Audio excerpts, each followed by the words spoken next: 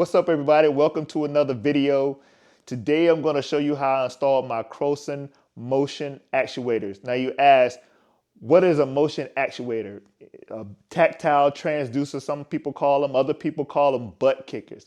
And the last one is probably a little bit more descriptive of what we're actually trying to do when we're installing these things. And it's basically a device that's added to your seat and transmits bass frequencies through the seat and into your body. And Crowsons are the perfect addition to any living room cinema space.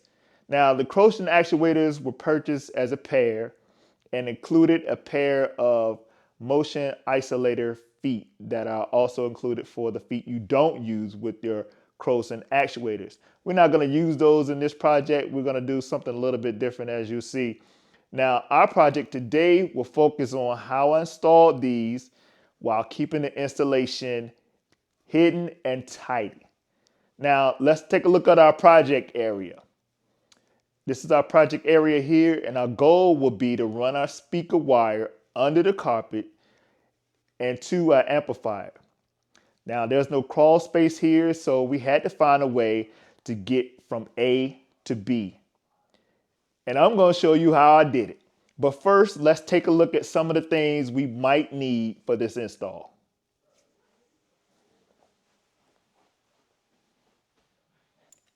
Okay, now that we have everything out of the way, we moved our speakers and we have our work area cleared away.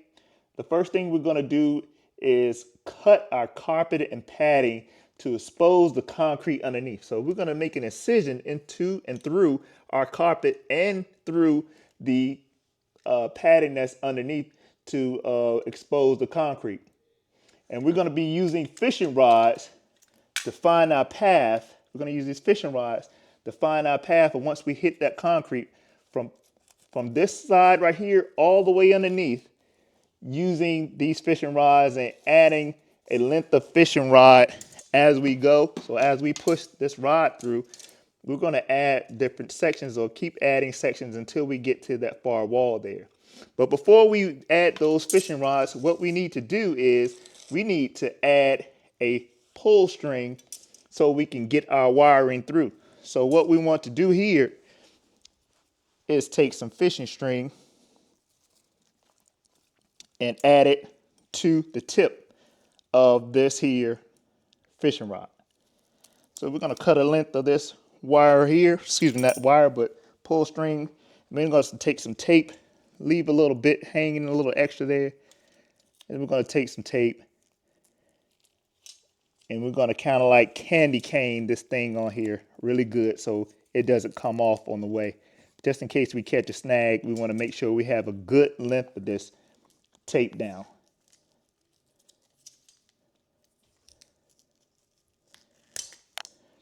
And again, we're going to insert this underneath our carpet and our padding. We're going to insert this in the carpet and padding all the way to point B.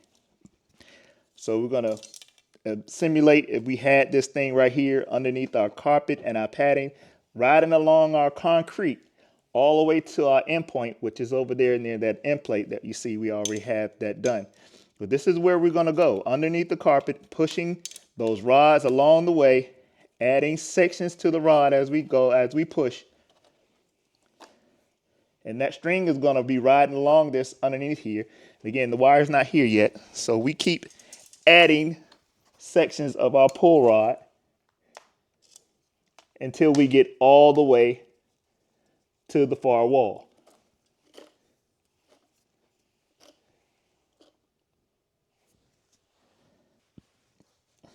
Okay, now that we simulated our wire pull underneath our carpet, we're going to assume that this is underneath our carpet, and we're going to bump into this baseboard right here, but sometimes you may bump into something underneath this. So what you may encounter are these little strips right here, these tack strips that we call them for carpet, to nail the carpets down. So you may encounter those. So we do have to get past that there. And what you could use, something easy, is a chisel. You can chisel this section, just one little section out, hit it a couple times there, and you can take that section out because we need our cable to lay flat right there. So that's how we're going to do that. And also, at that point, you can cut your hole, your wall hole right here for your wall plate. You can cut that hole right there in the wall. You want to check for hazards first and make sure you don't have any studs or anything in the way. And you can cut the hole for your wall plate. Then the next thing you want to do is, you see this little hole, we need to get into this wall cavity. So we can use the lower ½ inch of this baseboard because it's hollow back here because we don't have a stud right here. Once we get through this baseboard, we have a path to get into this wall box now. So we want to be able to chisel all the way through this baseboard, however thick it may be, all the way through and get our wires fished through there. And the way we would get them up or fish that wire or find that wire here is by using a piece of wire, something like this with a little hook on it right here. And I would take that and fish it down into this wall box, down to where our hole is, and find our wire and pull that wire all the way up until we've gotten that wire all the way free. So now we'll have our path of string all the way through or underneath the carpet, all the way through this baseboard, up and into our wall box. That's what we want at this point. We can easily put this carpet back as well by stretching it and tucking it down into here. Don't worry, this carpet won't go anywhere. We have heavy things on either side that won't pull our carpet out of place. So as you can see, this is all covered. That hole we have in that lower ½ inch of the baseboard, everything is covered. Okay, now we can pull our wire through. And take a look at the type of speaker wire I use here. It's 14 gauge flat wire, marine rated speaker cable. Now we don't want bulky speaker wire underneath our carpet. And the goal is to keep the wire flat from point A to point B. Now, using this extension cord as a prop, we will tape the two pairs of wire together side by side for the entire run. So the entire length of cable that you have pulled out from point A to point B needs to be taped together side by side. And I did use duct tape on the ones I had originally here. So as I simulate this being both pairs of wires, we're going to tape this across, trying to make it stay flat the entire way. So now I'm going to wrap this tape around here, making a flat spot in this. And I'm going to continue this with tape all the way down, maybe going every 1.5 feet. Again, keeping the wires flat all the way until I'm putting a new piece of tape there. And your wire won't be as unruly as this wire I'm using for simulation, because it'll be coming off a spool or something. So again, keeping it straight, keeping it flat. We're wrapping this here and keeping this flat. So again, I got a flat length of cable right here. So we're going to do this all the way from one end to the other. So we go from flat point A to point B. Now, after taping, you want to mark the wires to avoid mixing them up. I would say with the Sharpie or something. What I did on these wires here, I marked them. One had a line and the other one had dots on the other side. So I've actually marked that cable. You can't really see it on these blue wires, but that's kind of what I did. Every little, especially at the end, I marked those just so I wouldn't get them mixed up. Now, you don't really have to do all of that.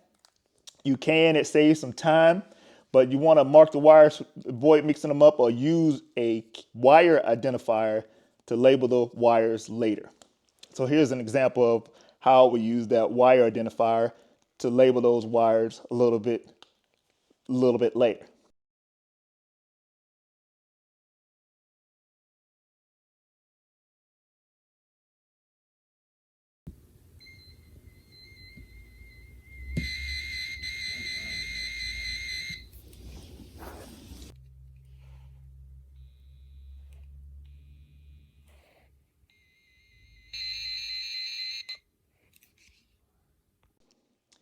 So next, we're going to pull the wire using a helper to keep the wire flat as you pull. As you see right here, this wire is flat from one end to the other, as one person feeds it through, making sure the wire stays flat as the string is pulled, keeping the entire thing flat as it's getting pulled. So you want to make sure that this does not roll. You want to keep it flat, keep it pressed down here if you have to as you pull, because your tape is kind of keeping them together. So as you pull, you're going to keep that flat because we don't want any bulkiness underneath our car. We don't want to be able to feel anything. We're using this flat wire for a reason, so we don't want to feel it. So we don't want it to end up rolling and crossing one another like that. It's actually going to be worse than we using round wire. So we're going to use this flat wire, and that's going to work out pretty good for us. Now we can install our wall plate.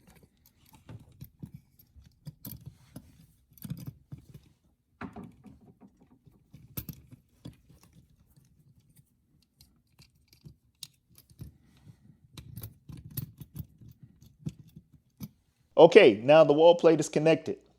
Now on the other end, I used a surface mount jack and retrofitted it with some speaker terminals for an easy disconnect, as you can see here, for left and right. Now we want to transition from the flat wire at this point to using regular wires. Next, we position our Crowson actuators and make the necessary speaker connections using regular wire and banana plugs. I'll place the couch back with the actuators under the back legs and the furniture risers for the front legs to level the couch. Now my risers are exactly 1 inch, the same thickness as the Crowsons. Go to FurnitureRisers.com for risers that fit your sofa. There are many sizes and configurations to choose from. I purchased mine unpainted, but they have some popular finishes for you to choose from also. So pick the one that fits your furniture the best. To finish the install, make the connections to your amplifier and then your AVR or processor. The amplifier I use has an on and off switch, which makes it convenient. And for times you don't want all the bass action and all the extra sensation. Settings and calibration is another beast, but I wanted to show you how I completed this install clean. Okay? So that's what our goal was for this video, to show you that you can go from point A to point B when it seems like there's no other way. We don't have a crawl space. We don't have any way to get the wires around the walls. We don't have any other path but to go underneath this carpet to get that from A to B.